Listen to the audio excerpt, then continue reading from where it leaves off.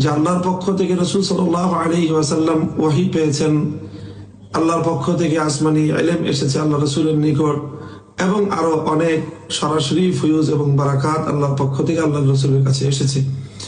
রাসূল সাল্লাল্লাহু আলাইহি ওয়াসাল্লাম থেকে সেটি পরম্পরায় সনদের মাধ্যমে উম্মতের আলেম সমাজ, উম্মতের মুহাদ্দিসিনগণ সেটিকে তারা গ্রহণ করেছেন এবং সেটি পর্যায়ক্রমে তাওয়ারুসের মাধ্যমে এবং ধারাবাহিকতার মাধ্যমে একজন থেকে আরেকজন শিক্ষা গ্রহণ করেছেন এবং নবীজির সেই পক্ষ থেকে উম্মতের জন্য রেখে যাওয়া আমানতগুলো পরবর্তী যুগের উম্মতের আলেমরাও তারা ধারণ করেছেন।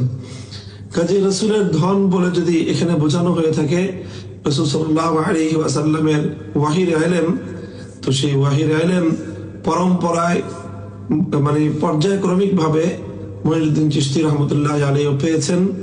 এটি তেমন কোনো আপত্তিকর কোনো কথা নয়।